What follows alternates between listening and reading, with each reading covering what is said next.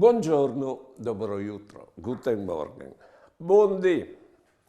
Allora, se ti tocchi aldi le dros, sta attento di non preoccuparti tanto, perché la preoccupazione ingrandisce il fastidio che tu hai. Oddio, la sono risclas. Allora tu palpis, tu ne sacchette tacche altre da urde nan pardot, non son, non son, non son. Tu torni a palpare e tu li schiatti su una sacchette. Tu li spalpavis e non tu li sentivi, sparpore di veli spiardudi, sparpore di nocchiatali, soppur e ieri sulla tavola.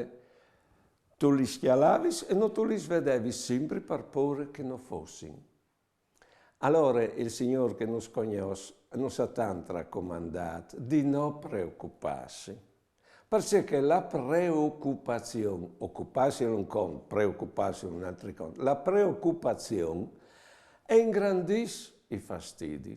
Stin attenti, stin calmi quando viene un fastidio. Buone giornate e buone vite.